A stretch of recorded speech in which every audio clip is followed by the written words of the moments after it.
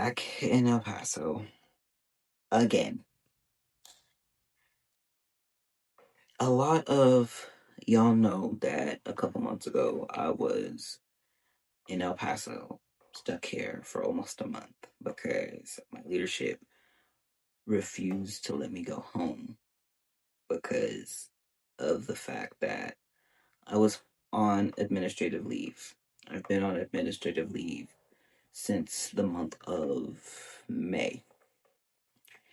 And I had to come back here to do my separation packet for my separation because the military is separating me for being trans. So I came back a couple months ago. I did everything that I needed to do.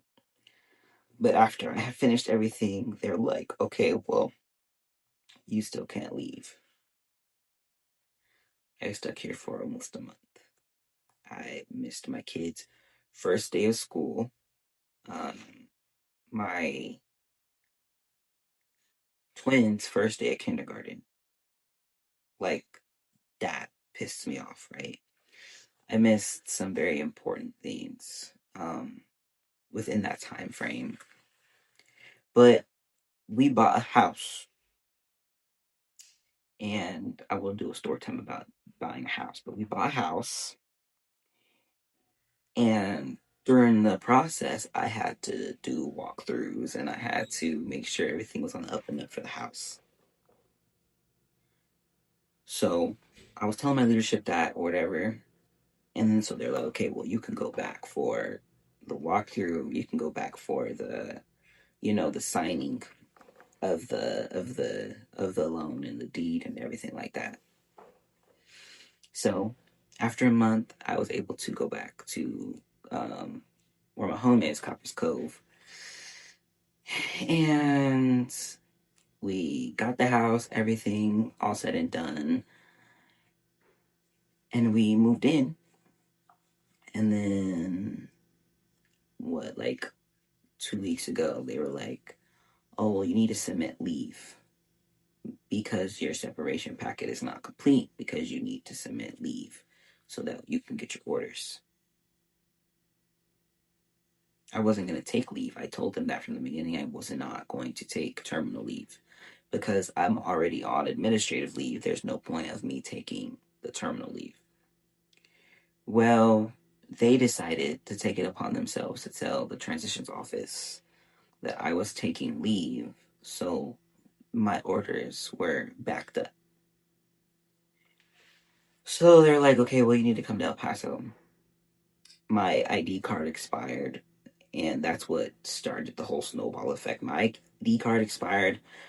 I was trying to get a new one out in Fort Hood. They were like, we're not going to send you the paperwork that you need to get a new ID out there, so you're going to come back to get your ID and to make sure that everything is in place for you to get your orders. All right, cool. Whatever, right? I get here. I got here on Wednesday, the 16th of October. The next day, my NCO, he was like, okay, we're gonna go get you your new ID. The man chose the hardest route possible to get one's ID instead of taking the easy route. So we get to the place and they're like, oh, well, you need to have two forms of ID. And I'm like, well, I only have my driver's license. I wasn't expecting to need an extra form of ID because I haven't had to do that since I joined the military. They're like, okay, well, since you don't have two forms of ID, we're not going to be able to get you a new ID card. I was like, what? All right, whatever. And then my NCO was like, well, you're probably going to have your wife overnight your social security card here. I know it can be done, right? But I was not comfortable having my social security card overnighted in the mail. That's just mail gets lost. I didn't feel like dealing with my social security card just out there, right? So I don't think that he realized that I used to work when I first got to Fort Bliss. I don't think he realized that I was in the HR part of things before I started doing my actual job. So I had asked my lieutenant, I was like, I know that you used to work for the brigade, whatnot. Do they still do ID cards up there? Because when you do an ID card at the brigade, you don't necessarily need two forms of ID because they already have all of your documentation in the system. Social security card, birth certificate, the whole nine, already in the system. So he was like, yeah, they still do ID cards up there. He was like, already, he sent a quick text and he was like, all right, go see so and so up at the brigade. Say less.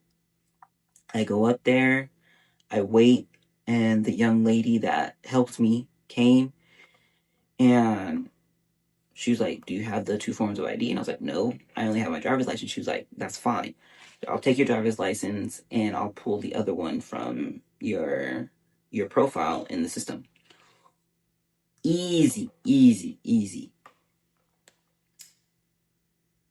The man made my life so hard that day. But that's not even the worst part. That's not even the worst part. The barracks room that they have me in, they have me in this dirty barracks room. Mind you, when I got here, it was midnight. I was like, poor Kay. There was dirt like on the floors. It looked like this room hadn't been cleaned. When the last person moved out of it, it looked like the room hadn't been cleaned. Um, so I had to sleep in my clothes. Like I had to sleep in my hoodie and with my blanket and pants on when I got here because I didn't have a sheet for the bed. The bed was all like dusty. It had crumbs on it and shit.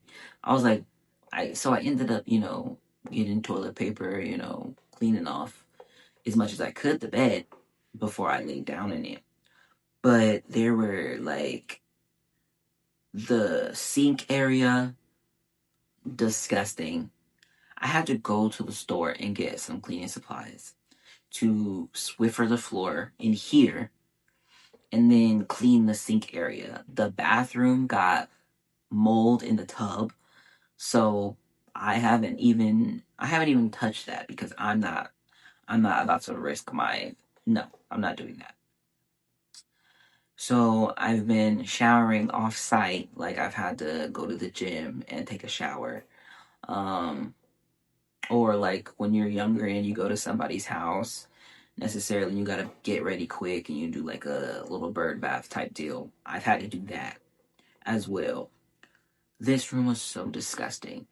And because I've lived in like pretty much luxury, you could say, for the last couple years, I'm disgusted because I'm just like, there's no way I would allow my soldiers to live like this, let alone myself.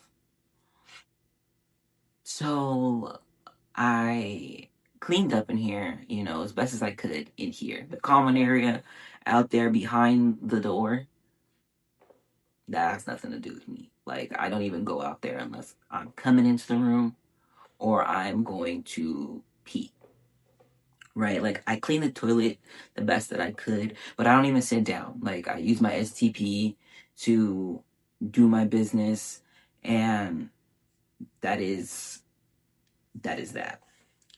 But I say that to say, like, as a leader, no matter what your soldier is going through, right? You gotta make sure that you're taking the steps and the precautions to make sure that they're comfortable, right? When I was a leader, I made sure, like, my soldiers at least were comfortable. They had the things that they needed.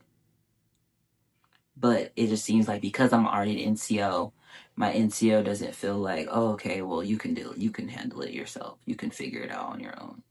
And that grinds my gears, all right? Because I care about my soldiers. And when I see and I get NCOs that don't care about their soldiers, it really pisses me off.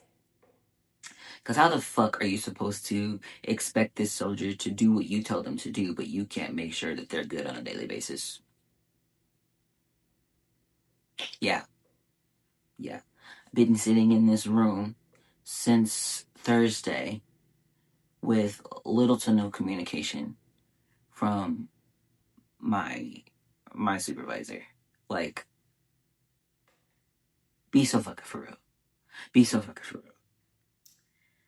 And in that time though, like, I'm able to do content as much as I want to, but like, my man, at least like check on your boy once in a while. Like, damn, I know I'm getting separated, but like, at least act like you care. Show a little bit of sympathy, a little bit of compassion, something. Cause I didn't have to be here.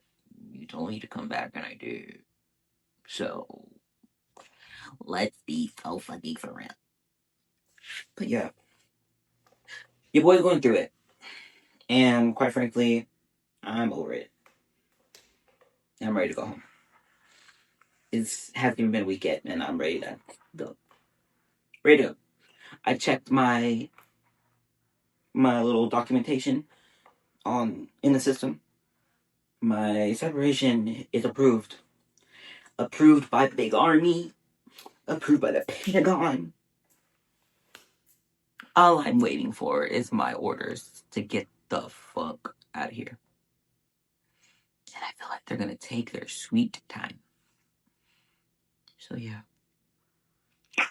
If you're still watching at this point, drop 100 in the comments so that I know that you stayed to listen to my rant about being stuck in this god awful place, in this god-forsaken room. Don't mind my hair, because I be trying to put in a ponytail, and the ponytail be making my hair look like a palm tree because it be going all every which way. So I have to do it half up, half down, because not all of it fits in a bun, and I be getting headaches when all of it is in a ponytail or in a bun. So it gets a lot of half up, half down type situation. But yeah, I love y'all. Drop a comment, drop a like, share it for the newcomers. Subscribe. I would appreciate that. Drop some questions in the comments, because I'm going to be doing a Q&A at the end of the week. Drop some questions that you want to ask in the comments, and then we're going to answer them on Sunday. Pray for me. Pray for me, and I will see y'all in the next video.